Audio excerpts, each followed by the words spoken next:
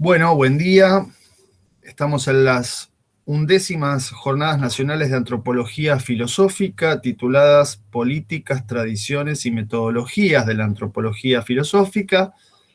Estas jornadas se transmiten por el canal de YouTube de la Facultad de Filosofía y Letras, canal que se titula Filo UBA con mayúsculas. Estamos en la comisión número 4, que está siendo grabada y será subida a este canal de YouTube. Les pedimos a los y las expositores atenerse rigurosamente al tiempo de exposición y les comentamos a les asistentes que requieran certificado de asistencia que deberán escribir al término de las jornadas al mail uba.antropología.filosófica@gmail.com. Vamos a dar lugar a las exposiciones de esta comisión 4 y luego abrimos un espacio para comentarios y preguntas. Comenzamos con Nicolás Fagioli de la Universidad de Buenos Aires y de la Universidad Nacional del Arte y el trabajo titulado De Mallas y Atmósferas, el problema de la naturaleza en el neomaterialismo de Tim Ingold. Bueno, buen día a todos. Voy a compartir.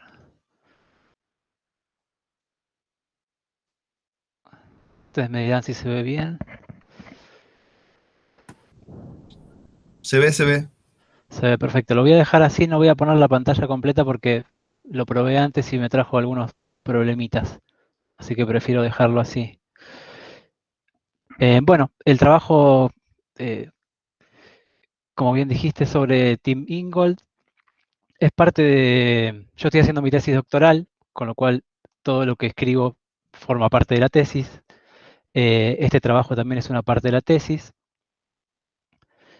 La tesis, un poco para ponerlos en tema, trata sobre la noción de naturaleza en el materialismo contemporáneo. Ingold no es el único autor que trabajo, sino que dialoga con Latour, con Stenger, con Parica. Y es un poco un rastreo de la noción de naturaleza y lo que viene a aportar Ingold a la tesis es un poco su trabajo sobre el ambiente y sobre la noción de medio. Y bueno, acá está Ingold en la naturaleza, como para adecuarlo al trabajo. Para entrar un poco en el tema más amplio, necesito hablar un poco del problema de la naturaleza. Algunos autores denotan una paradoja, una especie de contradicción durante el siglo XX específicamente, lo que dicen es que hay un crecimiento de la conciencia ecológica preocupada por el medio ambiente, o sea, una preocupación por el cuidado medioambiental, que se da a la par de un olvido en el pensamiento filosófico de la pregunta por la naturaleza.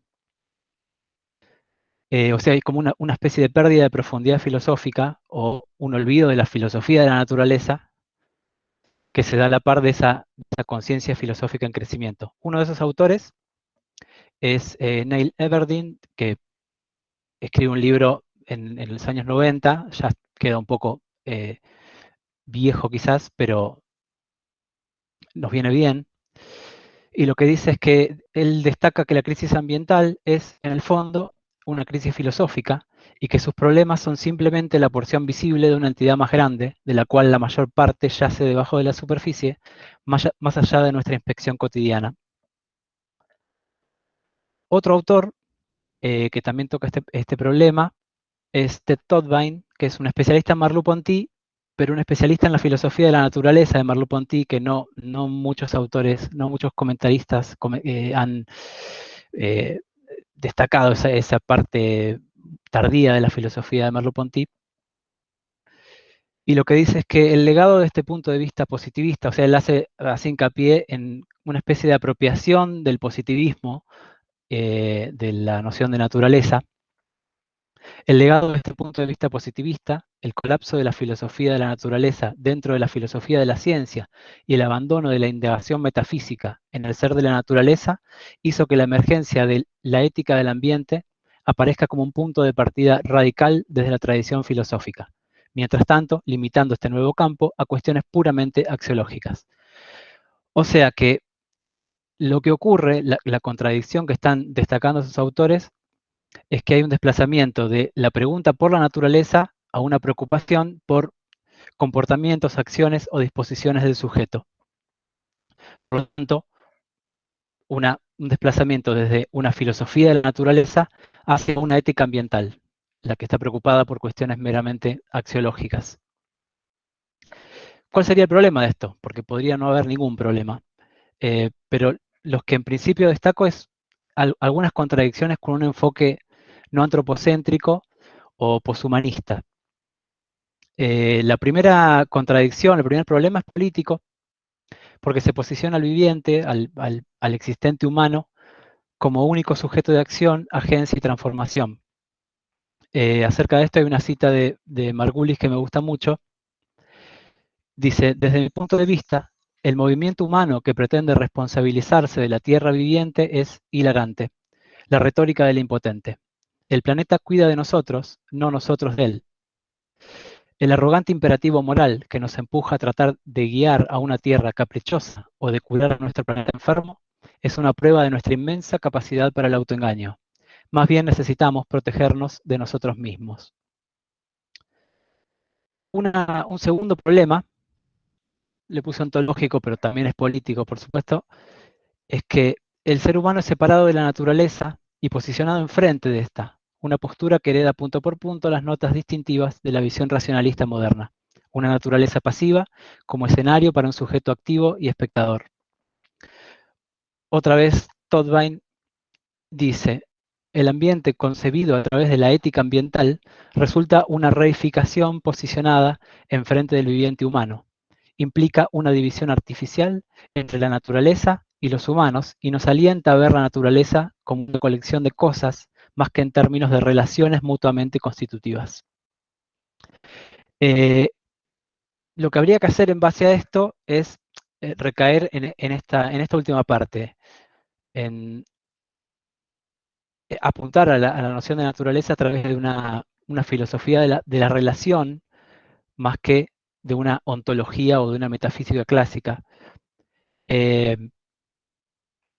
Un poco el objetivo del trabajo de esta ponencia es evaluar la posibilidad de que la concepción ingoldiana del ambiente contribuya a restaurar esa profundidad filosófica de la discusión sobre la naturaleza y genere un acercamiento entre la ética ambiental, aquella preocupada por los comportamientos y acciones y la responsabilidad del viviente humano con respecto a la naturaleza, y recuperar esa profundidad filosófica de la filosofía de la naturaleza. Desde el pensamiento de Ingold hay dos maneras de abordar este tema. Él es como que fue desarrollando estas dos formas a la vez. Por un lado está su teoría de los materiales y por otro lado lo que se podría llamar su teoría de las líneas, que es la que vamos a tratar acá. En las dos fue como desarrollándolas en paralelo, pero la teoría que se centra en el concepto de líneas es como que está, le dedica el último libro en 2015, entonces es como que está más vigente de alguna manera. De todos modos, la que más se discute es su noción de materiales. Bien, vamos a la teoría de las líneas entonces. En principio, ¿qué es una línea? ¿O qué es lo que, a qué llama línea Ingold? En principio es un modo de comprender las relaciones, entrelazos e interconexiones dentro de un ambiente, de manera muy amplia. Dice Ingold, la cuestión sobre las cosas es que ocurren, vale decir, prosiguen y se extienden a lo largo de sus líneas. Esto es, admitirlas en el mundo, no como sustantivos, sino como verbos, como en marcha. El mundo de las cosas, propongo, es un mundo de nudos, un mundo sin objetos, o sea, un world without objects. Podríamos decir que una línea es una tensión entre dos o más elementos, sean estos elementos organismos, objetos, personas, lo que sea. Esa tensión garantiza un enlace, pero no una fusión. O sea, se definen dos elementos, no se fusionan, pero a la vez necesitan de esa tensión para mantenerse separados y para definirse mutuamente. Y esos elementos son entendidos por Ingold en términos de nudos o de atados de líneas. La totalidad, el conjunto total de esos nudos, lo llama malla o meshwork. Acá con el concepto de malla, de algún modo se posiciona delante de otros autores que están pensando más o menos lo mismo o están dentro del materialismo, porque una malla, entender a las relaciones, entender al mundo, a la naturaleza como una malla, o sea, tener ese acercamiento, es diferenciarlo de una teoría del ensamble. Puse acá como representante a Manuel de Landa, me pareció el más importante, y también de una red. También pongo Bruno Latour, aunque sé que no es el primero que habló de redes, pero es como el que más resuena. ¿Cómo critica Ingold a un acercamiento por medio de la noción de ensamble de red? Lo que dice es que es un mundo compuesto por elementos rígidos o bloques vinculados externamente o encadenados por lado y lado o por los extremos.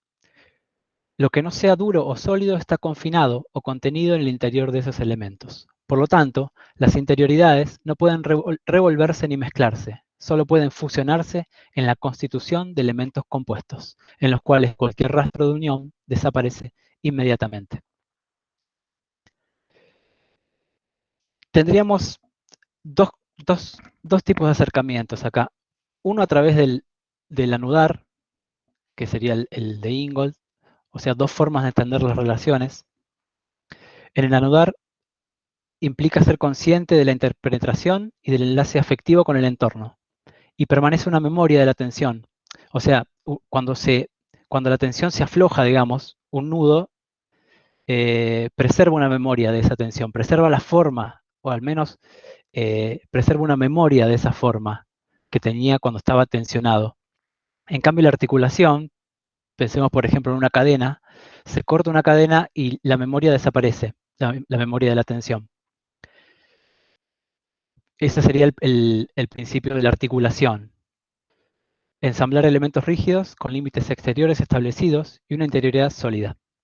El nudo no vendría a ser ni un bloque, ni una cadena, ni tampoco un contenedor, porque no habría un interior y un exterior en una línea que se anuda, sino que hay una interioridad que se vuelve exterioridad, pero hay como una especie de continuidad entre el interior y el exterior, bien diferente a lo que serían dos bloques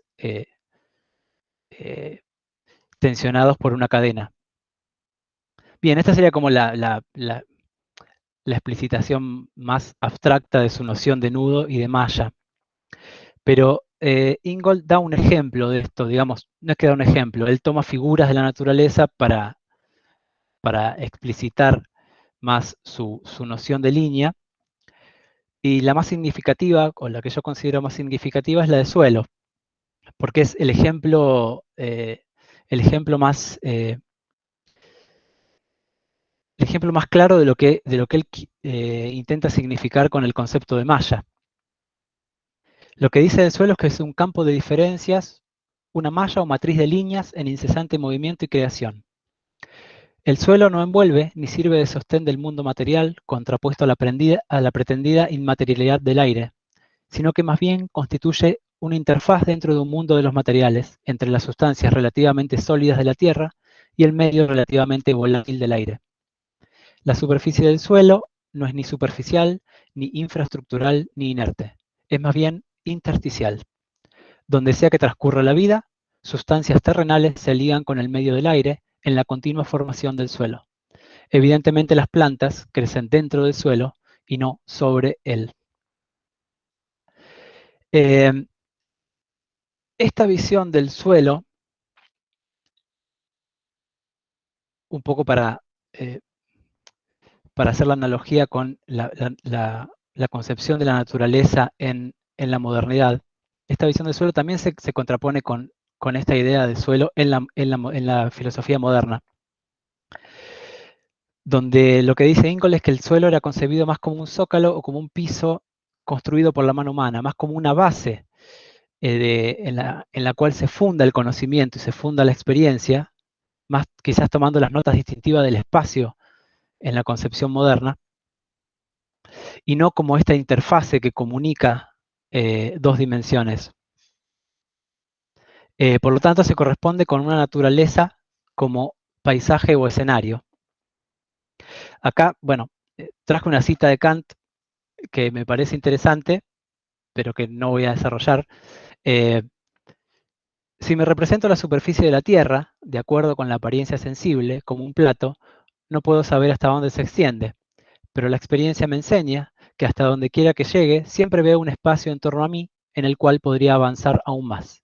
El conjunto de todos los objetos posibles de nuestro conocimiento nos parece ser una superficie plana que tiene su horizonte aparente, a saber, aquello que abarca la entera extensión de ella y que nosotros hemos llamado el concepto racional de la totalidad incondicionada.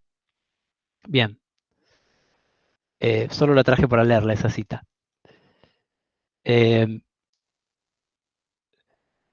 Entonces, tenemos dos concepciones del suelo bien diferentes,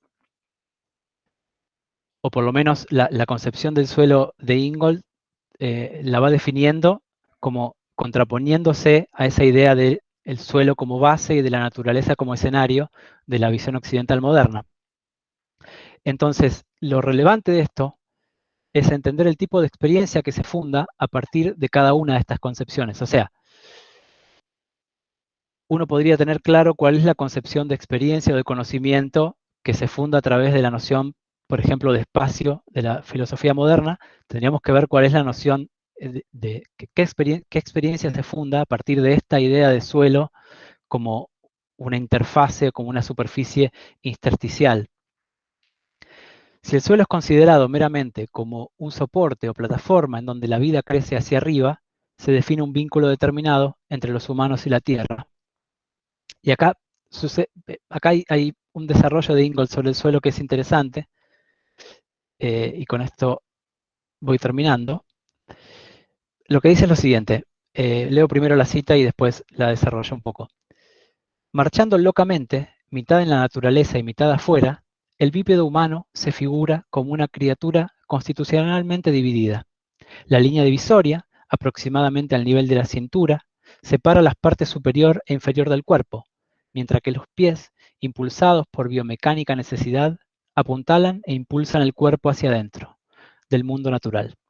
Las manos son libres para entregarle los diseños o concepciones inteligentes de la mente sobre él. Para el primero, la naturaleza es el medio a través del cual se mueve el cuerpo. Para este último se presenta como una superficie a ser transformada. De alguna manera lo que hace Ingold acá es eh, trasladar el dualismo o el binomio naturaleza-cultura o mente-materia o cualquiera de esos cualquier formato que tenga el dualismo al propio cuerpo, diciendo que de la cintura para arriba se presenta de una manera, de la cintura para arriba está la cultura, podríamos decir, y de la cintura para abajo la naturaleza. Y que de algún modo las manos han sido jerarquizadas sobre el contacto con el suelo. Las manos representan el conocimiento y la experiencia, son un rasgo evolutivo, o sea, el bípedo humano, digamos, lo que hizo fue el momento evolutivo, es liberar las manos de la locomoción. De ese modo las manos tienen acceso a la técnica y son un instrumento de libertad, de liberación. Pero a la vez justamente eso es la fuente del dominio de la naturaleza. O sea, las manos son el instrumento del dominio de la naturaleza. Y lo que se pregunta Ingold es si no podría ser al menos en alguna medida un resultado del mapeo en el cuerpo humano de un discurso peculiarmente moderno sobre el triunfo de la inteligencia sobre el instinto y sobre el dominio humano de la naturaleza. De algún modo, él yo interpreto, por lo menos la interpretación que le doy yo a esto es que a pesar de que la filosofía ha legitimado al cuerpo como fuente de conocimiento y ha, digamos, contrapuesto o ha discutido el dominio histórico, por ejemplo, de la vista sobre el tacto, de la vista como sentido privilegiado, lo que yo entiendo a través del análisis de Ingold es que eso ha sido trasladado al cuerpo, esa jerarquía ha sido trasladada al cuerpo, y de algún modo cuando hablamos de, por ejemplo, de la percepción táctil, hablamos siempre de las manos. Y como que ahí también se puede llegar a colar ese discurso moderno, dado que las manos son, dentro de la recepción táctil, las manos son es lo más cercano a la racionalidad, si se quiere. De algún modo, al hablar de la naturaleza, lo que me parece que el interrogante que queda después de analizar esa concepción del suelo de Ingold es, bueno, esto que pongo al final, ¿no? Una nueva concepción del suelo implica una revisión del contacto con el suelo, una revisión de la concepción filosófica de la percepción.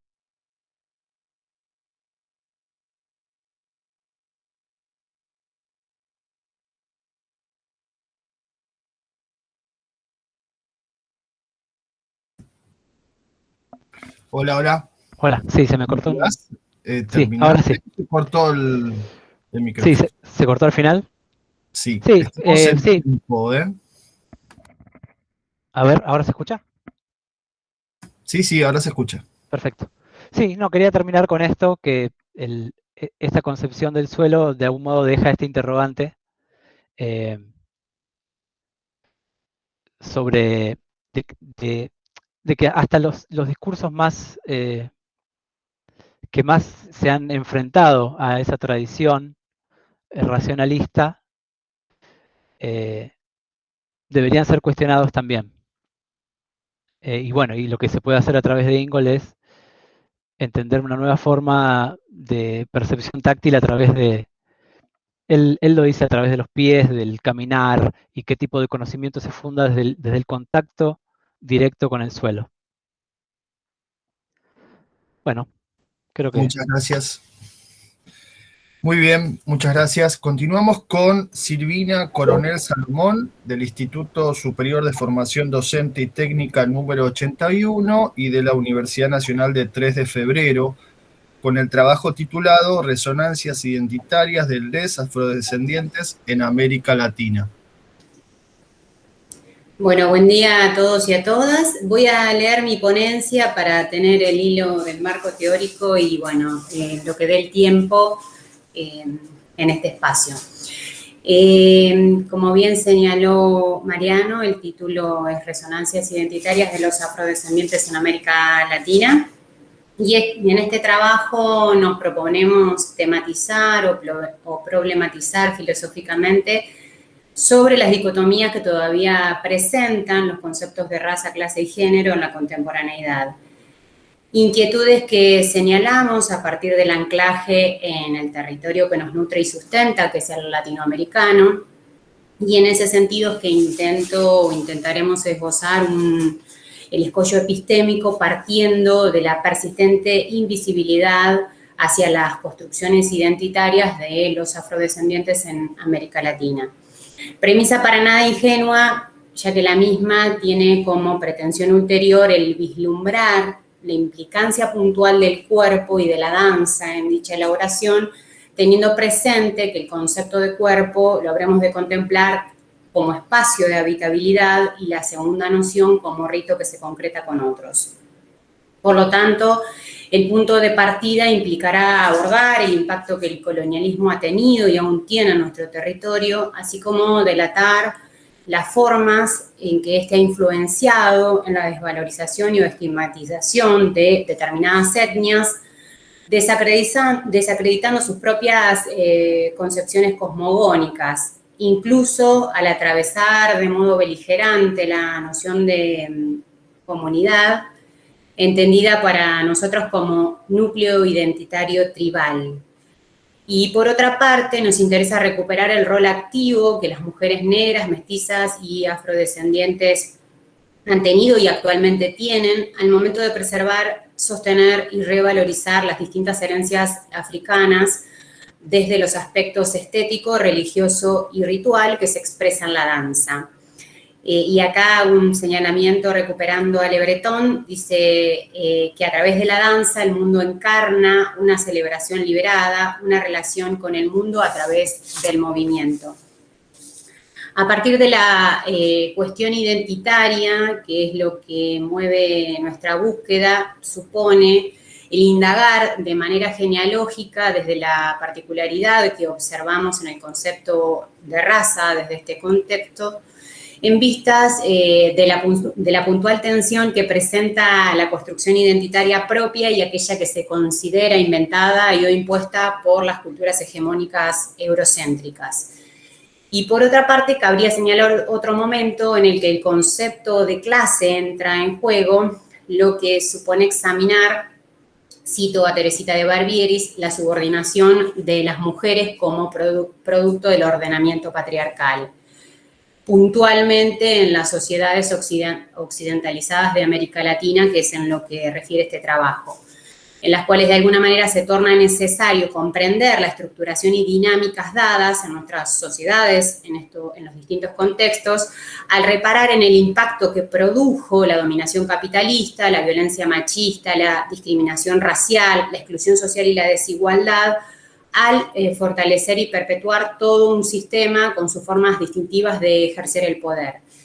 Entonces, se establecen como categorías de análisis dos ejes antagónicos, como son capitalismo y socialismo, que entre los estudiosos de las humanidades, las ciencias sociales y políticas, muestran en distintas obras y textos la génesis y el desarrollo de la dominación en sus diferentes formas y momentos históricos de la estructuración social que han impactado con fuerza e incluso sesgadamente en el discurso político y académico de todos los tiempos.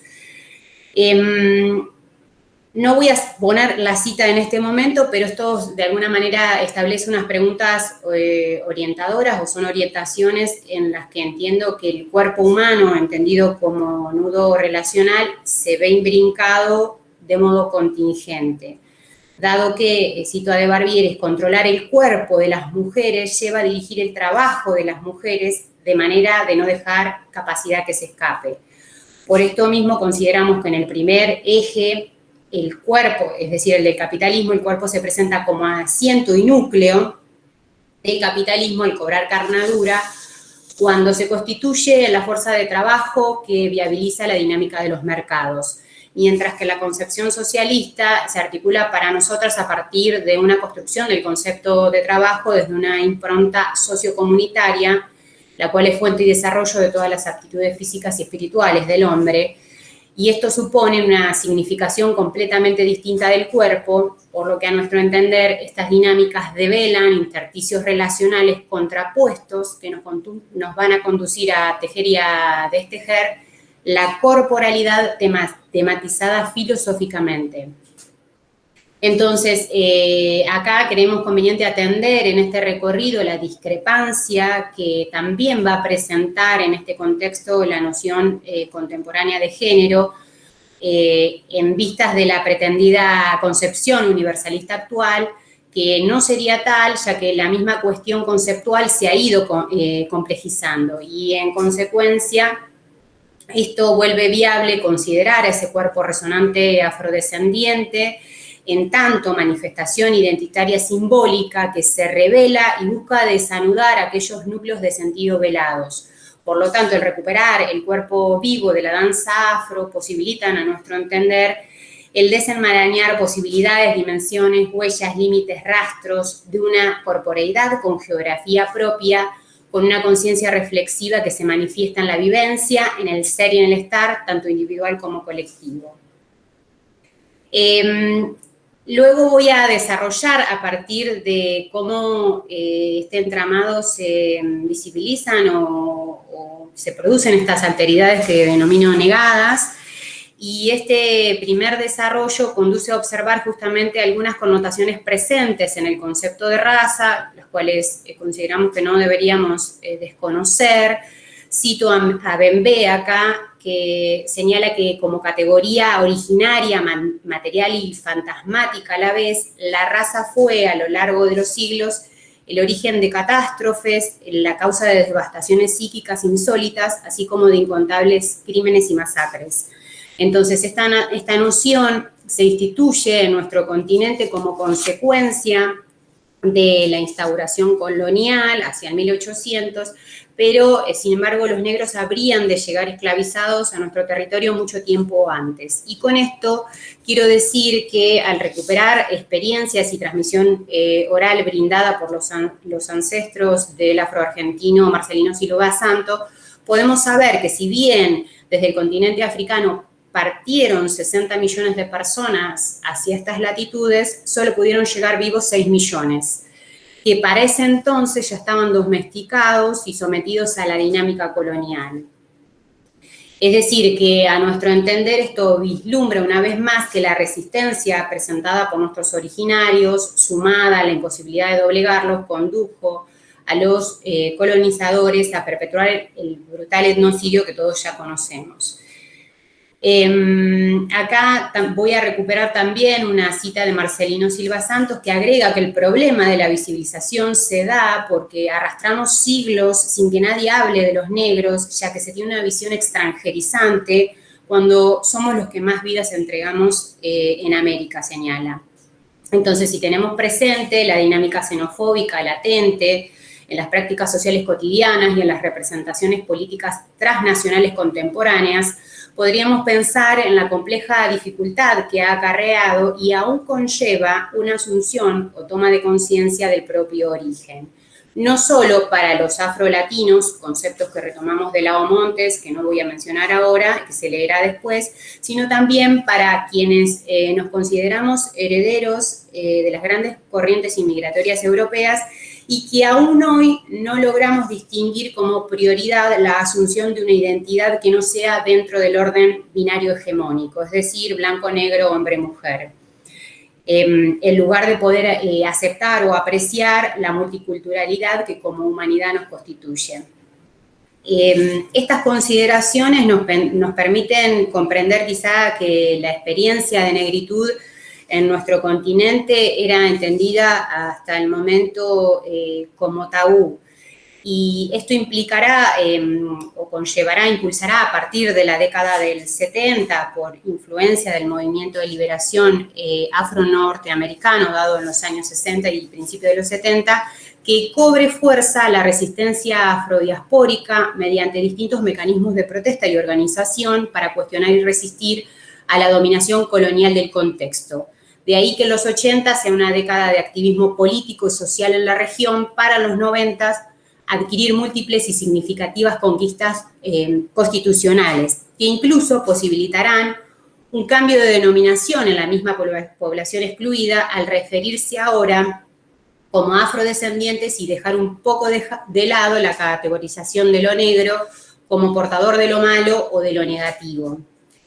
Sin embargo, nosotros creemos que a pesar de estas múltiples transformaciones dadas en el siglo XX y XXI en torno a estos planteos, no desconocemos que todavía persisten ciertas expresiones sociales y políticas y también culturales referidas a cuestiones de diferenciación de raza, clase y género que permean nuestro eje de análisis, ya que los distintos estudios sobre la temática muestran que la situación de los afrolatinos en Argentina y en Latinoamérica evidencia aún en nuestros días problemáticas derivadas de la segregación social, así como de carácter estructural, que posteriormente se traducirán en la existencia de una clara desventaja de los grupos afrodescendientes con respecto a otros grupos. Es decir, que en América Latina la desigualdad racial y la desigualdad de clase van entrelazadas y no es posible separarlas. Quizá esto que observamos o que llegamos a observar es que estamos atravesados por una construcción identitaria que se ha anclado en nuestro territorio a partir del desmembramiento y la aniquilación de pueblos y culturas ancestrales, que por siglos instaló un pensar colectivo de lo externo o ajeno como valioso, mientras el olvido y la negación de lo propio es lo que lamentablemente se nos hizo carne y nos constituye. Incluso para quienes nos percibimos como seres vivos que somos capaces de reclamar nuestra soberanía, podemos todavía sentirnos en múltiples aspectos subyugados o sometidos a un pensar y a ser opresor. Sobre todo si no logramos advertir las trampas que tiene la visibilidad cuando se pretende hacer ver lo que al mismo tiempo se busca ocultar. Estoy en tiempo porque es más amplio y no quisiera extenderme, pero dejar en claro las ideas. Tenés unos minutitos más. Bien. Acá voy a recuperar, luego recupero de alguna manera esto de la herida colonial, ¿no? Como herida vigente y que de alguna manera recobra ese carácter interpelante al evidenciarse por un lado como una herida ontológica y habilitar por otro memorias otras que interrogan aquellos núcleos epistémicos encubiertos, principalmente por la conquista tanto en América Latina y el Caribe como en el continente africano. Luego recupero a Enrique Dussel, o sea, esto me da piel para recuperar a Enrique Dussel, es decir, a lo que él propone en su Ética de la Liberación, dado que en esta obra el filósofo reconoce que solo a través de la negación del mito civilizatorio, así como el descreimiento en la ingenuidad con que la violencia moderna ha cobrado cuerpo en América Latina, es lo que nos permitirá reconocer la injusticia del supuesto espíritu sacrificial europeo en nuestras latitudes, para en consecuencia comenzar a desenmascarar la propia limitación de la razón emancipadora o la razón ilustrada emancipadora eurocéntrica con ese modelo de discurso unívoco que obstruye, imposibilita y cercena la emergencia de ese otro negado que se presenta como otro género, otra cultura, otra etnia, y que disputa su lugar de pertenencia, visibilidad y dignificación material concreta. Para no irme de mi tiempo, luego desarrollo la cuestión del género y el resonar de los cuerpos, que también atraviesa este trabajo. Recupero algunas nociones que tienen que ver con Joan Scott, la historiadora, y cómo las contrapone, esto de revisar la cuestión conceptual de cómo el género está, de alguna manera, tiene que ser deconstruido o resignificado en base a las distintas perspectivas emergentes en estos tiempos. Y bueno, luego lo vinculo con la temática de la danza y de los cuerpos afros como una posibilidad, sobre todo, de ruptura dentro de esa vivencia simbólica tan presente, tan fuerza y de recuperación de lo ancestral que tiene, es decir, la posibilidad de emergencia de lo ancestral a la que nos invita.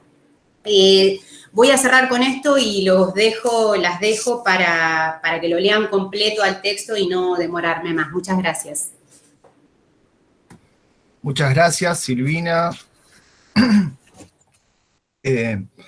Gracias también por la delimitación en el tiempo. Continuamos con Susan Claro Zuluaga, de la Facultad de Ciencias Naturales y Museo de la Universidad Nacional de La Plata, con el trabajo titulado Pensando las cuerpas del sur, de la apropiación y despojo colonial patriarcal. Susan, te escuchamos. Hola, muchas gracias. Gracias a todos por esta posibilidad de encuentro. Voy a presentarles acá mi pantalla, esperando que me digan si se puede ver. ¿Se ve? Ahí comienza a verse la presentación. Ahí, bárbaro, estupendo. Buenísimo. Para empezar, les comento que este trabajo es una reflexión que se hace, particularmente la hago pensando en las múltiples historias de vida de las mujeres de mi familia, y de ahí eso fue un punto de partida para pensarlo en las mujeres que pude conocer a lo largo de la carrera, soy antropóloga, y pude entonces pensar algunas preguntas que quisiera desarrollar un poco en este trabajo. Y es cómo hacer quienes estudiamos, leemos y nos interesamos en y por los feminismos para articular con esas generaciones que habitaron entramados aún más limitados de posibilidades. Cómo dialogamos con esas abuelas, con esas madres, que no han podido pensarse como sujetos temporalizantes y espacializantes para habitar su presente y su futuro. Y cómo hacerlo desde el sur en el que habitamos, ¿no? Cómo hacerlo yo, por ejemplo, como migrante, mi familia también migró, y como justamente en estos procesos de migración que siempre están a lo largo de la historia, ¿no? En este sentido, pensar a las mujeres atravesadas por esos procesos de normalización, de opresión, de esas diferentes formas de habitar, de esos límites históricos que vamos a encontrar diferentes contextos que van a justamente a marcarnos. Además de eso, esas moralidades eclesiales y esa justicia patriarcal que en últimas condiciona las posibilidades de existencia.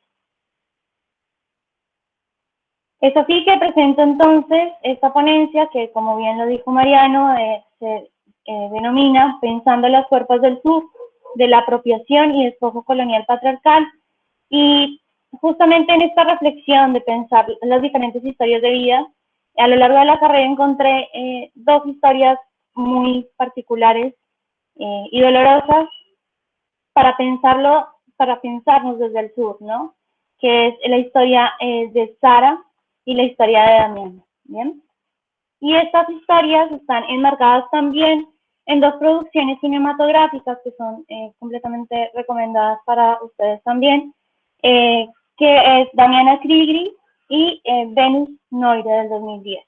Comenzamos entonces. Dans la forme et le grand développement des mâchoires, que l'on trouve le plus de ressemblance entre cet Hottentote et l'orang-outan. Bien, esta es la historia de Sarah Bachman. Es una mujer khoisan del sur africano que en 1789 está en conflicto claramente en un marco colonial y es capturada después de la matanza a su padre y a su futuro esposo. Ella vio luz, perdió a su hijo y es llevada a Europa y el pueblo khoisan particularmente está denominado, es un largo proceso histórico, pero está conformado por los denominados bosquimanos y los hotentotes, que es una designación un poco hostil justamente por esta lengua khoisan que es con chasquidos, ¿no? Entonces, Sara es trasladada a Europa y es llevada a un circo, ¿no? ¿Por qué? Porque tiene una prominencia en sus nalgas después de dar a luz, justamente tiene un aumento graso, y se dice que los hotentotes, las mujeres hotentotes, se caracterizan por los labios vaginales pronunciados. Entonces, sus captores la tenían como en un circo expuesta y estuvo en Inglaterra, estuvo en Francia, y luego un científico muy conocido que se estudia mucho, particularmente en mi facultad, se llama Cuvier, que es el padre de la anatomía comparada, la vio y empezó justamente a interesarse en vida, tanto así que es dibujada Sara en el jardín del Museo de París, y bueno, es medida, ¿no? Ahí van a ver por la ciencia, ¿no? La medición. Además de esto, en esta cuestión que les menciono del circo, era normalizada y era oprimida y se le disciplinaba su cuerpo para que actuara como un animal exótico, en donde claramente sufrió muchas vejaciones y, bueno, violaciones. Ella muere por una neumonía después de quedar en la calle completamente, y su cuerpo es diseccionado por Cuvier después de haberle hecho un molde de su cuerpo que va a ser expuesto en el Museo del Hombre en París, y sus partes también van a ser objeto de estudio de la ciencia, ¿no? Así, Stephen Gould, un científico, va a contar, ¿no? En un estante, inmediatamente por encima del que contenía los cerebros, vi una pequeña pieza que suministraba una inmediata y estremecedora visión de la mentalité del siglo XIX y de la historia del racismo. En 3 tarros más pequeños pude ver los genitales disecados de 3 mujeres del tercer mundo. No pude encontrar ningún cerebro de mujer y ni el pene de Broca, ni ningún otro genital masculino enriquece la colección. Bien, ahora les voy a comentar un poco de Damiana Krieger. Una fría mañana de mayo de 1907, Damiana es obligada a posar desnuda para una sesión de placas que toma el antropólogo alemán Robert Lehmann-Nietzsche. Esta cautiva indígena de apenas 14 años es un nuevo objeto de estudio. Y da la sensación casi como que dejó su marca, ¿no? Porque se ve un color de la pared, sí, casi hasta donde daba la altura de ella. Bien, Damiana pertenecía, su familia, al pueblo H. Se dice que en 1896 fue capturada después de que fue masacrada su familia en la selva paraguaya. Luego es trasladada y es básicamente cumple servicios de servidumbre por la familia Korn. Después, en sus 14 años, se dice que por comportamientos promiscuos debía ser trasladada al Melchor Romero. Esta pared que ustedes ven ahí es justamente una de las paredes de este hospital, en donde meses después ella muere producto de una tuberculosis. Damiana también fue diseccionada, ella fue separado su cuerpo en el Museo de La Plata, que luego posteriormente fue encontrado por estudiantes de antropología de la Facultad de Ciencias Naturales y Museos, y este colectivo, que es el colectivo Guías, hace todo un operativo para la restitución de sus restos a la comunidad. Pero también su cráneo, su cabeza, es también llevado a Alemania para estudios. Bien, estas 2 historias muy dolorosas de nuestros sures nos permite, o me permitió en este proceso de reflexión, pensarlo como en un paralelo justo a ese modelo carcelario de Foucault, ¿no? Con estos esquemas político-morales y aislamiento que tuvieron en sus contextos. Fíjense en que estas 2 historias tienen un lapso temporal de casi 100 años, ¿no? Y que pareciera tan sistemático y cruel estas instituciones que se atraviesan, ¿no? La ciencia, también una complicidad eclesial y también la sociedad, ¿no? La formación de Estado-nación. En este sentido, entonces, hay un proceso de aislamiento de estas 2 mujeres que fueron también sometidas a lo doméstico, en el caso de Sara, en el caso al espectáculo, al uso de su cuerpo como entretenimiento, como la exposición y la reducción de un animal exótico, y el técnico médico, ¿no? Un proceso de normalización de estos científicos que las atravesaron. Van a ver que en la película que les recomiendo de Venus Noire, la primera escena es Cuvier exponiendo a todo un auditorio de varones estas muestras disecadas de Sara, y bueno, justamente generando teoría, ¿no? De que la raza, ¿no? De que la mujer es más parecida al orangután, en el fragmento que les había enseñado al inicio. Bien, este esquema de ese modelo carcelario de Foucault, también tendremos que pensarlo en esos poderes multidireccionales, ¿no? Y heterárquicos, pensando en los niveles macrofísicos, mesofísico y microfísico, ¿no? No es esas condiciones de posibilidad que estas 2 mujeres estuvieron completamente limitadas, ¿no? Hay un fragmento, o hay muchas versiones de la historia de Sara, que dice que la comunidad inglesa, un poco indignada, fue a juicio para defenderla, y dicen que ella declaraba que ella estaba trabajando por su propia voluntad, ¿no? Pero es muy difícil pensar en ese contexto qué hubiese pasado si ella hubiese dicho, ¿no? No, estoy esclava, o tiene toda la libertad. Incluso se dice que cuando la comunidad inglesa se dio cuenta de que ella estaba por su propia voluntad, dejó de ser vendible ese espectáculo, ¿no? Y ahí es cuando pasa a Francia.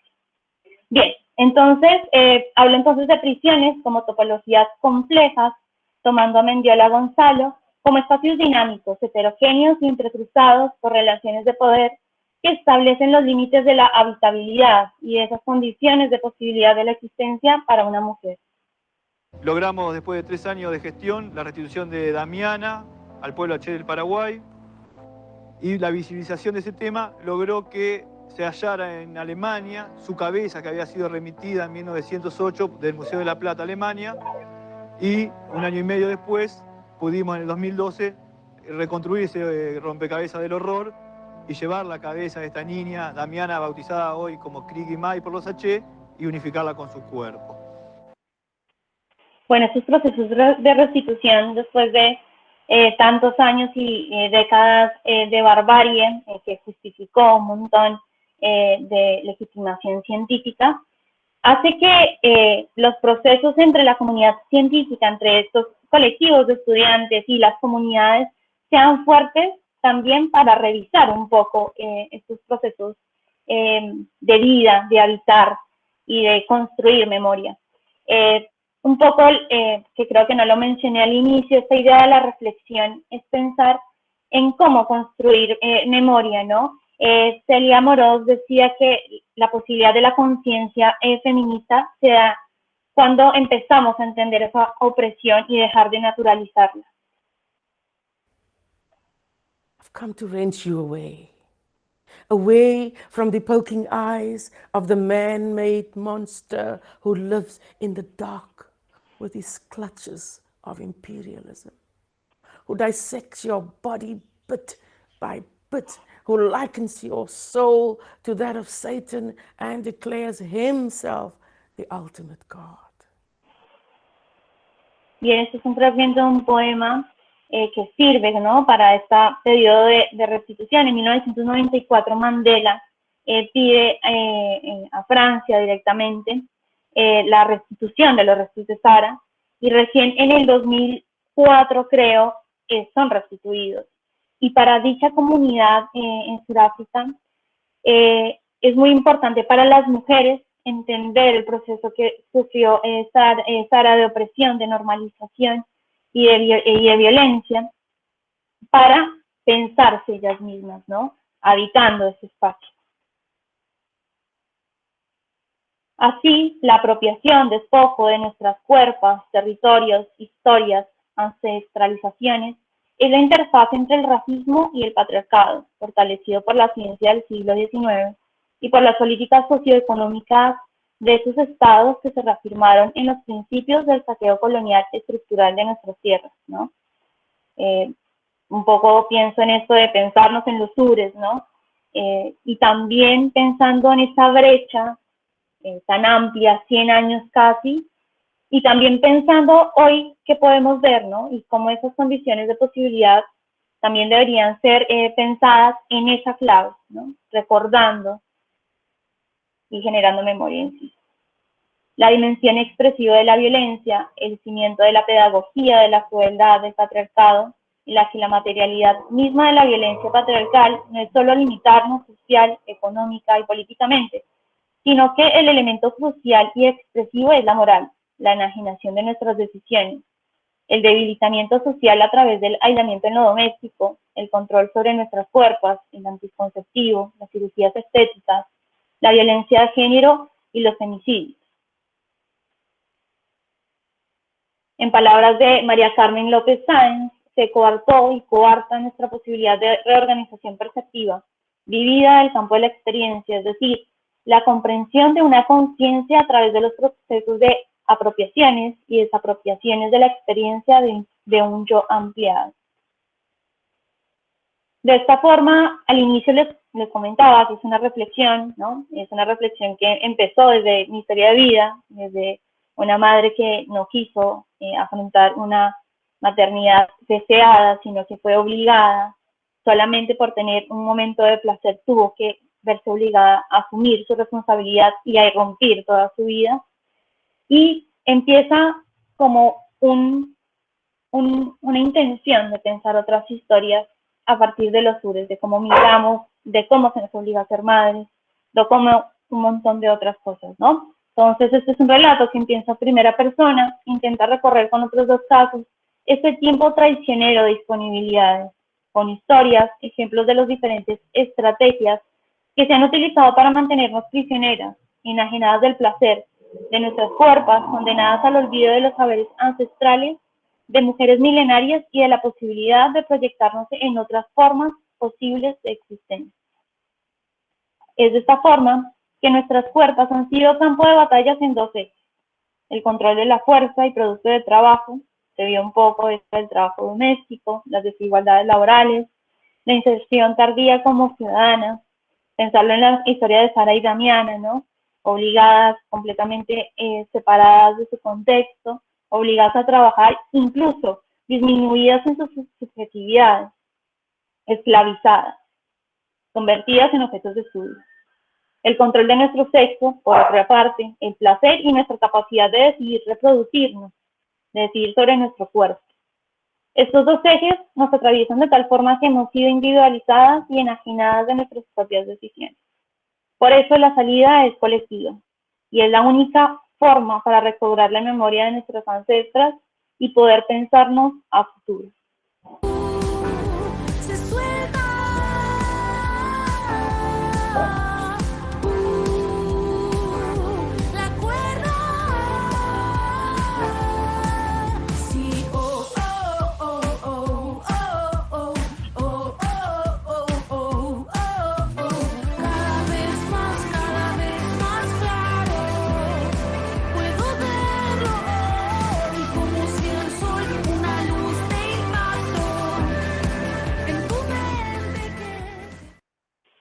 Bien, este primer paso sobre el aborto es una de las muchas luchas que tenemos enfrente, y la Argentina, yo siendo colombiana y estando acá, es un ejemplo a seguir, sobre todo para nuestros sures.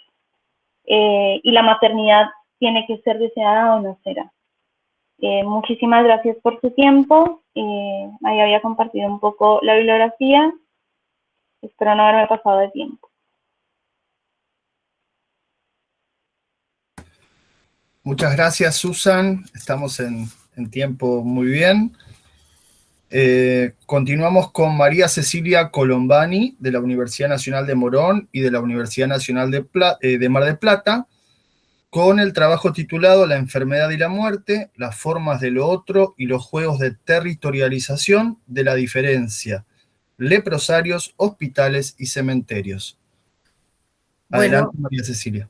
Muchísimas gracias, Mariano. Buenos días a todos y a todas, y pido disculpas por no saber cambiar el nombre en la placa. El proyecto de la presente comunicación consiste en analizar la relación entre la enfermedad y la muerte como formas de lo otro, partiendo de la tensión entre mismidad y otredad, y territorializando ambos elementos en el campo de lo otro, trataremos de ubicarlas también en el terreno de las situaciones límites y por ende de aquello constitutivo del existente humano. Me refiero, claro está, a la enfermedad y la muerte. Si en el marco textual de las reflexiones de Jaspers representaban aquellas situaciones de las cuales el hombre no podía evadirse porque constituyen el corazón de su condición antropológica, en nuestra propuesta el tema retorna en el desafío del hombre de hacerse cargo de su propia finitud. Constituyen aquellas situaciones de las cuales el existente humano no puede evadirse por su propia situación. Marcan la finitud, la precariedad y el carácter insustancial, y es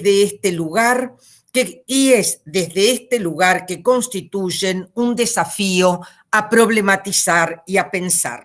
No obstante, Más allá de estas consideraciones antropológicas, nuestro propósito radica en revisar arqueológicamente, en el sentido Foucaultiano, ciertas configuraciones de la enfermedad y de la muerte, indagando los sistemas de reclusión, fijación y secuestro que la enfermedad y la muerte han presentado y las dimensiones que han tomado los rituales funerarios como modo de territorialización y espacialización de la muerte. Nos interesa situarnos en el cuerpo enfermo y en el cuerpo muerto como formas emblemáticas de la otredad. El cuerpo y sus marcas identitarias, lo perecedero, lo engendrado, lo corruptible y heterogéneo, ha tenido en el relato metafísico clásico una fuerte impronta de negatividad que lo ha depositado por siglos en el topos de lo otro en relación a las características del alma. Lo otro abre el campo de lo fantasmagórico porque suele estar asociado a la idea de lo extraño.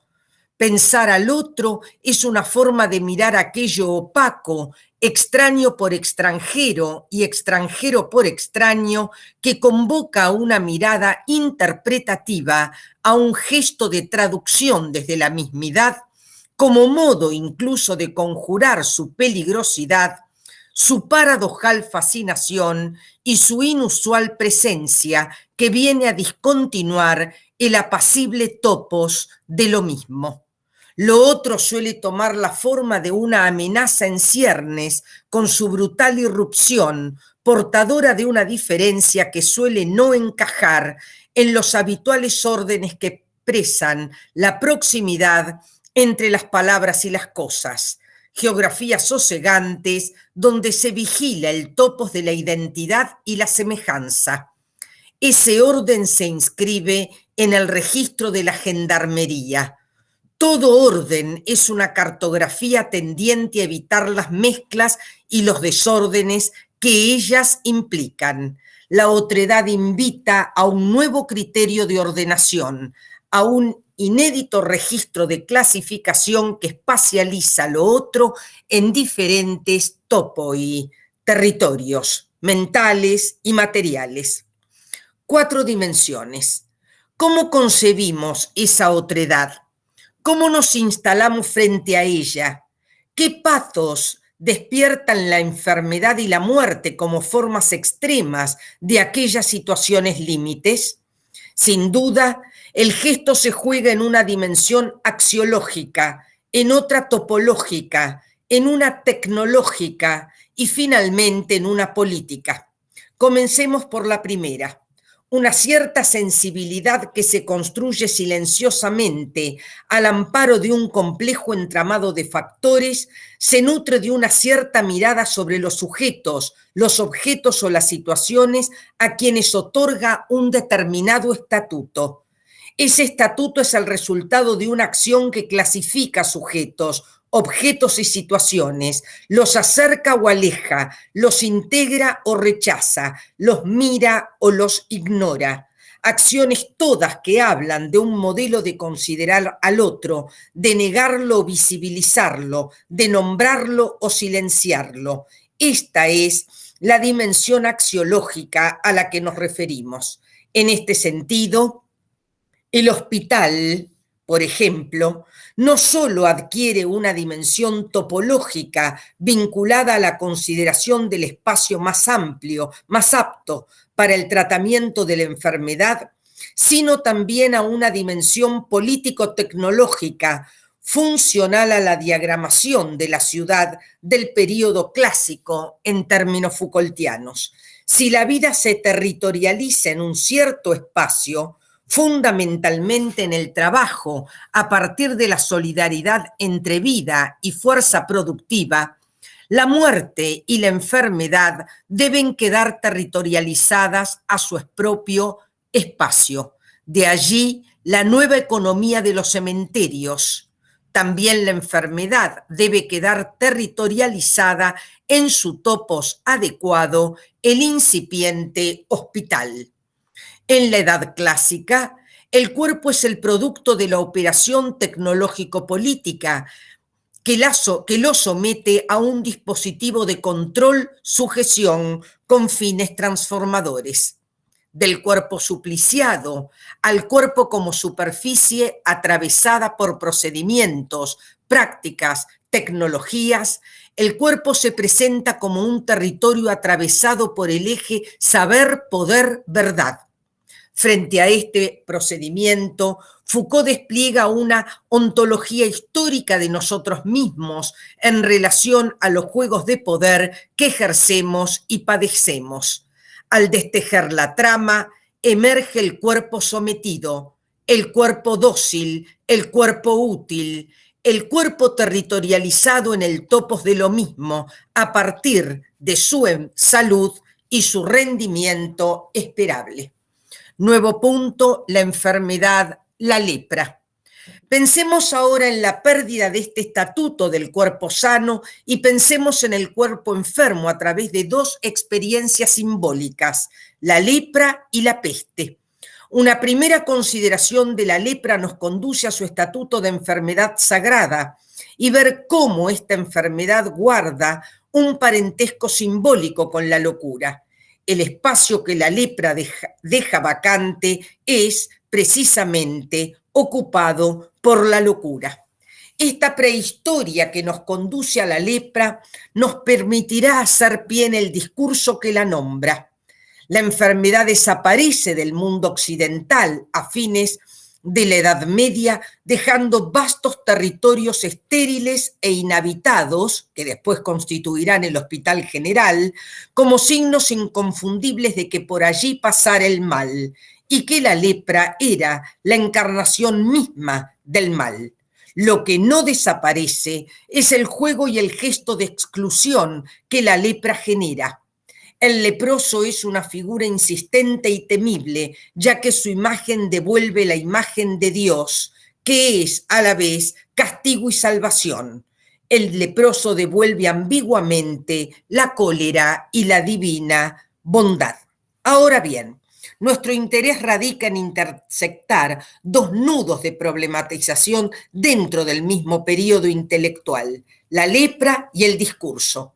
Es esa misma voluntad epocal la que delinea el topos de la lepra y el logos que la nombra, que la visibiliza al tiempo que la invisibiliza, que la territorializa al tiempo que la excluye, que la espacializa en un determinado topos al tiempo que la secuestra para evitar contaminaciones indeseables, mezclas atentatorias contra la utopía higiénica de una comunidad pura. Excavar los reglamentos de los leprosarios permite ver qué efectos de sentido emergen del dispositivo institucional. Los efectos de sentido emergentes de esa arquitectura discursiva permiten visibilizar un orden del discurso tendiente a poner en palabras el estatuto del leproso y la arquitectura disciplinar que su presencia exige. La lepra encuentra su logos y el mundo disciplinar que la contiene dentro de unos límites precisos y legitimados. El discurso representa una verdadera cartografía, una genuina hoja de ruta en la medida en que delimita los lugares de circulación de la lepra. Como hemos anticipado, todo dispositivo incluye una prolija demarcación del terreno, una arquitectura topológica que separa lugares de no lugares. El discurso plasma la utopía disciplinar de no contaminar los espacios como modo de no mezclar las identidades. Cada reglamento destina una serie de párrafos demarcando territorialidades como modo de bordar los confines entre lo mismo y lo otro. Toda construcción histórica de lo otro, aún de un otro intracultural, supone juegos de territorialización y desterritorialización, de exclusión y fijación que el mismo discurso vehiculiza. Este es el enclave que nos interesa para pensar el leproso como una forma de lo otro. Toda sociedad construye epocalmente un otro que no guarda los parámetros que esa misma sociedad pauta como baluartes de la mismidad, en tanto homogeneidad. El otro aparece como un xenos, en su doble acepción griega de extranjero y extraño. El leproso rompe la cotidiana familiaridad de lo mismo, la tranquilizadora imagen de lo parecido, y extraña por extranjero al interior de un mismo topos compartido. La peste. Entre la lepra y la peste parecen darse dos modelos tensionados que Michel Foucault hace jugar en el pasaje de un modelo de ejercicio de poder a otro para introducir la emergencia del poder disciplinario, abrochado precisamente al modelo de la inclusión y el secuestro frente al viejo modelo de la exclusión y el aislamiento.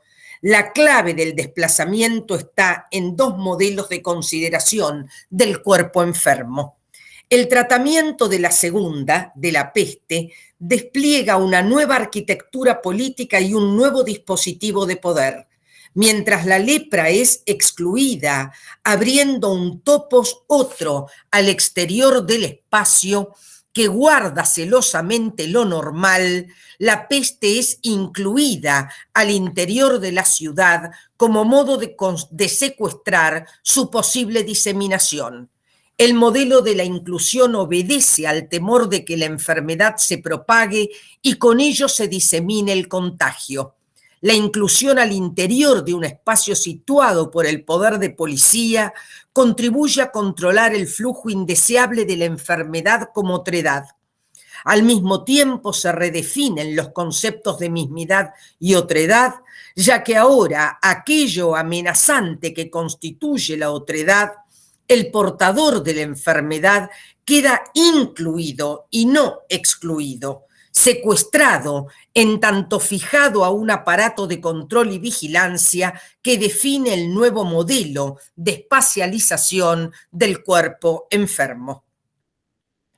Comenzaremos analizando el dispositivo topológico que sugiere la peste en la medida en que tal dispositivo representa el más genuino antecedente de la sociedad disciplinaria y el poder de policía que la sostiene en la utopía higiénica. A una otredad excluida sigue una otredad internada en los marcos de las instituciones correctoras, del afuera al adentro, de un encierro que trabaja sobre la utopía correctora y normalizadora. Último punto, la muerte. En el tratamiento de la enfermedad está el punto de intersección que nuestro trabajo propone. Si el nuevo paradigma social concibe el cuerpo como bisagra determinante de la nueva ilusión productiva y el hospital territorializa la enfermedad para que no se propague, enfermando el resto del cuerpo social, entonces los cuerpos muertos ganan el cementerio y éste debe salir de la ciudad en el marco de la nueva utopía higiénica. La vida se cuida como un bien políticamente preciado a partir de la relación entre vida y fuerza de trabajo, alejando los cuerpos muertos y desterritorializando su potencial foco de contaminación. El viejo cementerio in urbem es antieconómico, por cuanto es portador de enfermedad en el nuevo sueño productivo. Puede, con sus hedores, gases, contaminaciones, emanaciones pútridas, obturar el flujo del trabajo. Son los peligros de las sepulturas, y este es el título de un ensayo de Vic Dassir, reconocido médico de finales del siglo XVIII. El cuerpo muerto exige un dispositivo tecnológico político que conjure su carga de otredad. No se trata de invisibilizar la muerte, de ignorarla, por el peso que la vida y el cuerpo productivo han tomado. Ocurre que sobre finales del siglo XVIII la muerte empieza a hacer un ruido diferente, a estorbar, a perturbar desde su silencio espectral. Por ello, es necesario saber el estado de los cementerios y tomar medidas pertinentes, siempre para preservar la vida frente al poder desintegrador de la muerte. En realidad, tanto la muerte como el cadáver se han convertido en objetos epistémicos. La muerte se ha desacralizado, ha perdido su familiaridad con lo santo para devolver potencialmente la peligrosidad de una descomposición que infecta. Quizás sea momento de bifurcar nuestras consideraciones sobre la muerte y su topos familiar, el cementerio, para hablar de la preservación de la vida y del territorio natural si ésta se ve amenazada por la enfermedad. Nos referimos al hospital. Se trata de territorializar la vida, la enferma y la sana, en la nueva configuración epocal para seguir las huellas de la transformación de los cementerios. El nuevo espacio mental y geográfico que el cementerio ocupa está directamente relacionado a la consideración de la vida como bien, tal como anticipamos, como objeto redituable para la nueva economía del trabajo y la producción. Desde este imaginario, el espacio como lidia contra la enfermedad se vuelve un topos político. Es el gran momento de la salud pública, donde el hospital se convertirá en un elemento dominante del nuevo esquema epocal. Los restos mortales constituyen para la nueva sensibilidad un espectáculo obsceno, intolerable. La muerte puede envenenar la vida. De allí que el nuevo contacto será privatizarla, visitarla como modo de honrarla y perpetuar la memoria del difunto, pero discriminando perfectamente su espacialización de la territorialización de la vida. Solo cuando la muerte cobra otro estatuto, menos familiar, y los cuerpos muertos adquieren otro registro, el de la posible peligrosidad que la muerte conlleva, una nueva sensibilidad pondrá fin a esta promiscuidad entre los vivos y los muertos.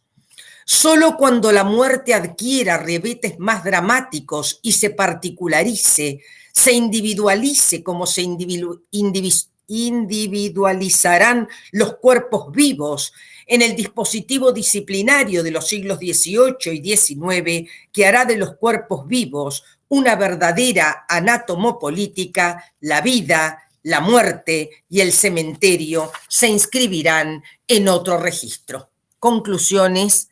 El proyecto del presente trabajo consistió en relevar la relación entre la enfermedad y la muerte como formas de lo otro a partir de la tensión entre mismidad y otredad y considerando ambos elementos afines y espacializados, material y simbólicamente, en el campo de lo otro. Tratamos de ubicar ambas experiencias en el marco de las situaciones límites y tratamos de analizar los distintos dispositivos político-tecnológicos que operan sobre dos tipos de enfermedades emblemáticas, la lepra y su sistema de exclusión y la peste y su dispositivo de secuestro. En este marco, tratamos de analizar el registro del cuerpo en los distintos modelos de fijación de los mismos. Finalmente, nos acercamos a una dimensión topológica para pensar la territorialización de los cuerpos, enfermos y muertos, a partir de pensar el espacio como bisagra política. Pensamos en el leprosario como antecedente del Hospital General, en el hospital que la emergencia del dispositivo de la salud pública trazara y en el cementerio como aquellos topoi que dan cuenta de una misma utopía higiénica que trabaja cuidadosamente para evitar las mezclas, las contaminaciones y define con precisión y claridad meridiana el lugar de toda forma de la diferencia. Muchas gracias.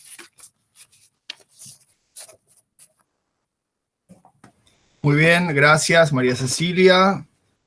Abrimos un espacio para comentarios, preguntas y reflexiones. Tenemos una primera intervención en el chat de Noelia Billy. Una pregunta para Nicolás. Quisiera saber si, teniendo en cuenta la reflexión de Ingalls acerca del reparto del cuerpo humano en dos zonas y su orientación a privilegiar el suelo como interfase, si hay en su pensamiento algún señalamiento acerca de las relaciones de producción en torno a cómo se relacionan históricamente las manos con el suelo. Pienso en las acciones de cultivo sobre todo.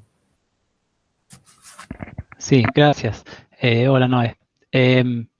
No, por lo menos en lo que leí, que no es todo lo que escribió Ingold en realidad, te soy sincero, en lo que leí, él cuando se refiere a las manos, se refiere a las manos a través de la técnica, son como la herramienta técnica de dominio de la naturaleza. Un poco ahí le sale su filósofo de la técnica, que es como la primera etapa de su pensamiento.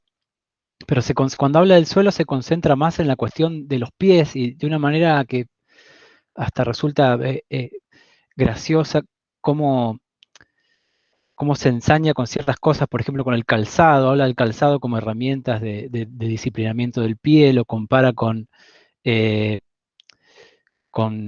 culturas no occidentales o pueblos originarios, donde el pie mantiene ciertas funciones prensiles.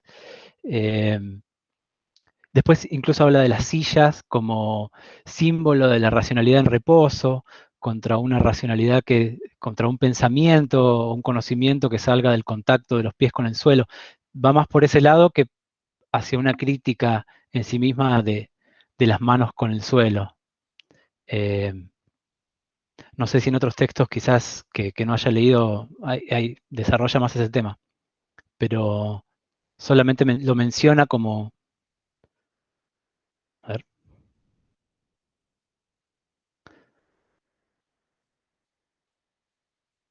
¿Querés leerlo, Nicolás, o lo leo? Sí.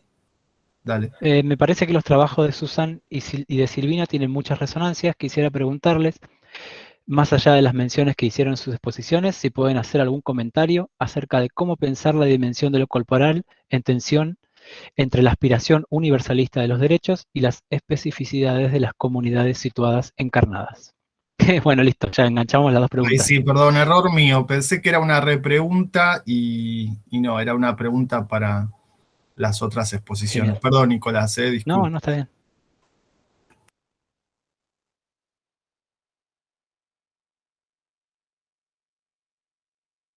Silvina, Susan, si quieren recoger el guante.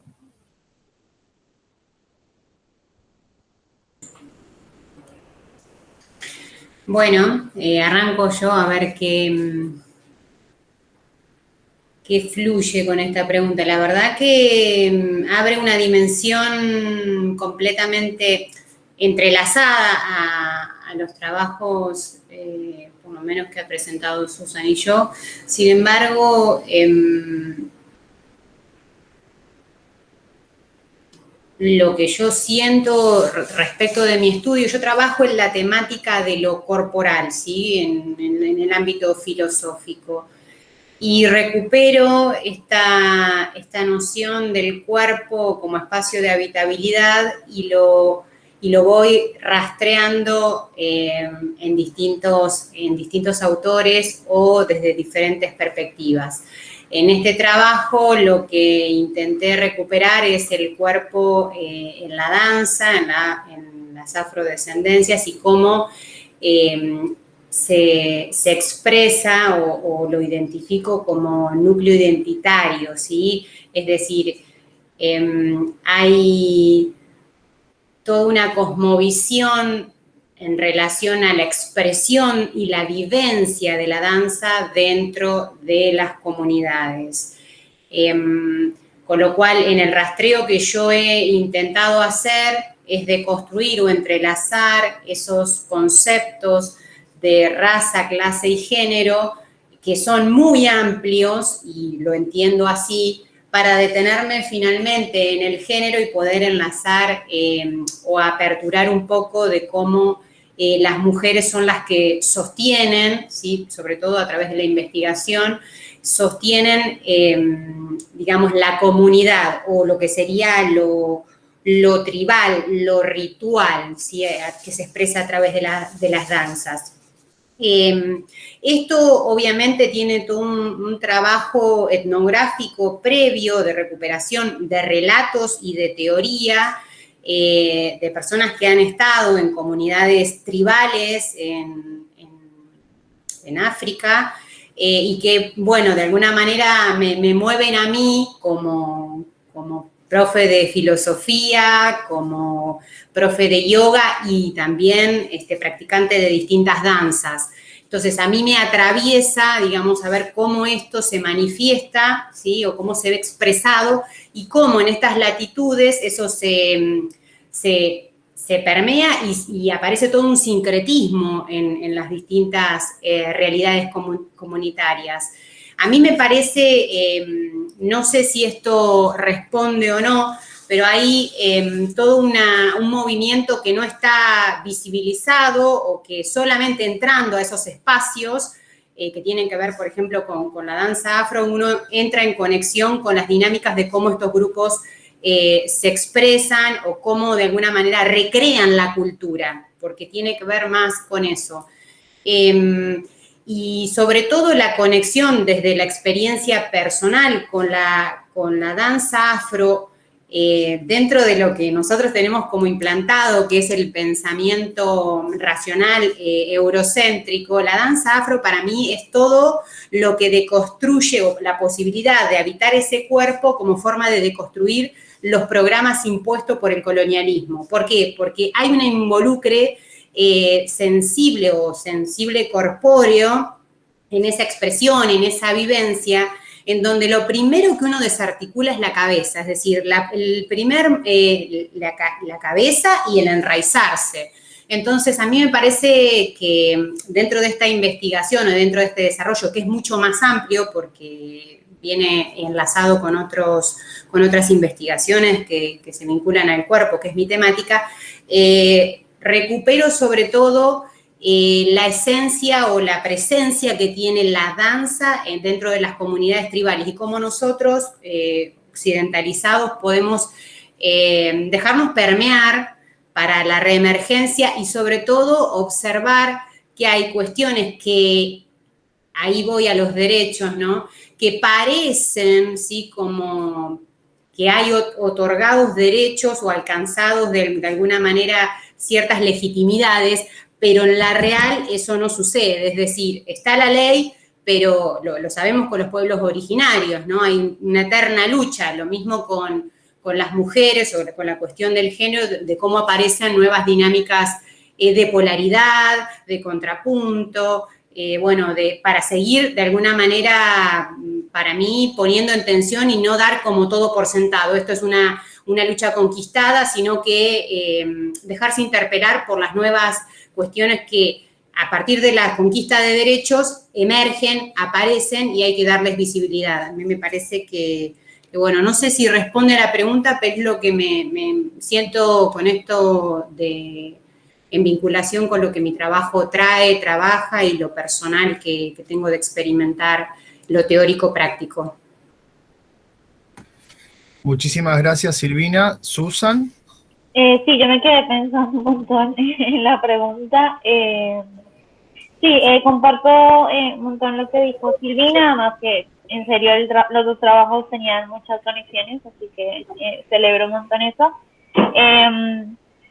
Pienso que particularmente con la reflexión que planteaba yo era en la necesidad de tener esta noción de la memoria sobre las particularidades, sobre historias justamente de mujeres que han sido invisibilizadas y que nos permiten justamente esto que menciona Noelia, de generar esa atención para sus derechos, ¿no? ¿Quién piensa sus derechos y cómo hacer esa conflictividad para decir, mira, estas son nuestros parámetros de las desigualdades, de las violencias que nos atraviesan?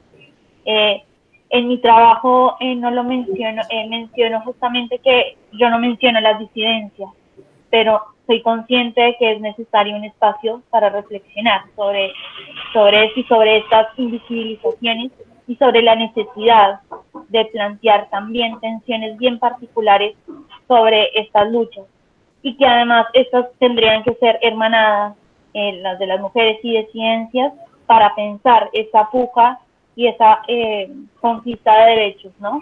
Porque no están dados los derechos. Justamente visibilizarnos permite que los estemos nutriendo y ampliando en el sentido en que nos atraviesa. No sé si responde igual mucho. Gracias por tu pregunta, Noel.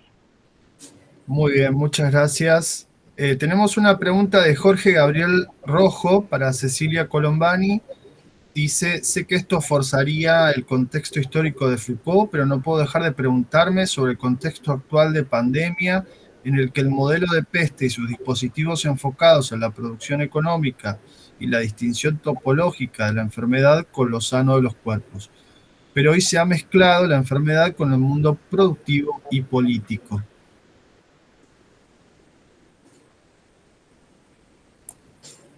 Gracias, Jorge. Bueno, coincido con vos y en que la situación de pandemia por la que estamos atravesando reproblematiza y convoca a pensar desde ciertos modelos teóricos como el de Foucault. Es cierto que hay territorialización de los cuerpos, y creo que pensando en el modelo Foucaultiano, si bien es cierto que los contextos son distintos, si bien es cierto que el criterio de la productividad es distinta, no obstante, me parece que el resultado de esta situación de pandemia va a ser el refuerzo de ciertos sistemas de control, tanto en lo subjetivo como en lo productivo. Me parece que tal como estamos transitando la experiencia de la enfermedad, nuevamente se va a dar los juegos de poder que corresponden, por otra parte, que hagamos esta lectura de juegos políticos al interior del momento que nos toca vivir, y me da la idea, sería hacer futurología, pero me da la idea que como vienen dadas las circunstancias, va a haber un recrudecimiento de los sistemas de control, de otra forma, renovados, por supuesto. Veremos genealógicamente cuáles son las condiciones de posibilidad para que tal implementación de sistemas de control y de qué tipo de control, no necesariamente de un control anátomo-político como el de aquel contexto histórico, pero sí creo que de lo último que estaba pensando Foucault, que es el control de la biopolítica. Gracias por la pregunta. Muchas gracias, María Cecilia. No sé si hay alguna pregunta, intervención, comentario final. Yo por ahí quisiera acotar algo más. La pregunta me pareció súper interesante, la de Noelia, me deja pensando esto. Digo, el cuerpo dentro de lo que serían las luchas de los grupos minoritarios, por así decirlo, lo que fueron en algún momento grupos minoritarios, hoy tienen mayor alcance su voz, es un cuerpo vivenciado como cuerpo de batalla, que está en el campo de batalla, así que si no está en la lucha, es necesario para que emerja. Un poco me parece que me interesa, o sea, creo que hay legitimidad de algunos espacios o se cobra legitimidad, pero todavía pareciera que la presencia es en las calles para que se visibilicen determinadas demandas. Y eso es solamente la visibilidad o determinada visibilidad, pero en realidad lo que a mí me llama la atención es esto de que al momento de lo concreto todavía hay demandas que no se responden, o sea, hay deudas, hay muchas deudas.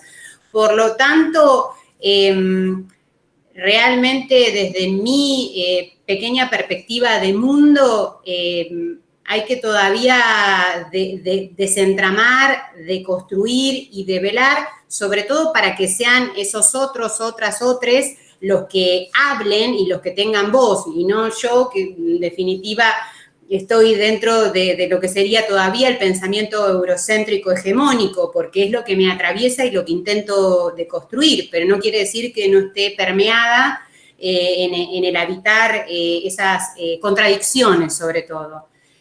Así que bueno, nada, es para seguir pensando.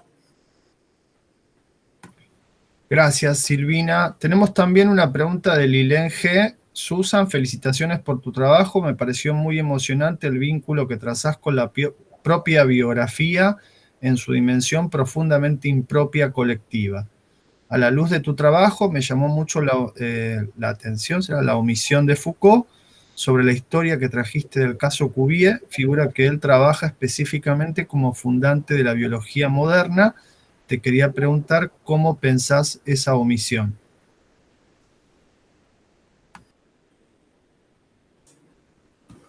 Susan, ahí está.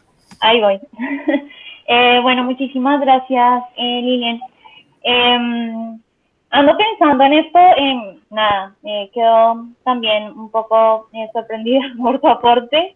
Y pienso también que hace parte un poco de la historia de la ciencia y de la naturalización de muchos de estos hechos, ¿no? Yo acá traigo a colación dos, pero me parece que si entramos un poco a escudriñar, bueno, yo soy de acá, de la Universidad Nacional de La Plata, hay un montón de historias también de apropiaciones, hay incluso una exposición que se llama Prisioneros de la Guerra, en cómo la ciencia misma naturalizó muchas de estas prácticas. Entonces, como que me parecería justamente en esa sintonía, ¿no? No sé si es una lectura adecuada, igual es una pregunta que es importante hacerse y que es constante, ¿no? Y también da un poco de soporte a esto que estoy postulando de la necesidad de la visibilización, para que esta ciencia también acá me sirve un poco para aportar a lo que venía pensando de la necesidad que tenemos nosotros que estamos aquí pensando la ciencia, pensando estas realidades, para hacerlo desde el sentir pensar, ¿no? Desde nuestras realidades y para evitar naturalizaciones y ser un poco más transparentes con el otro, ¿no? No sé si respondo la pregunta y no sé si otros de mis compañeros quieren aportar a eso. Muchas gracias, Susan. Súper necesaria la intervención y el trabajo. Te agradezco mucho, dice Lilén G. Muchas gracias a ti. Bueno, ¿alguna pregunta más? ¿Alguna intervención más? ¿Comentario?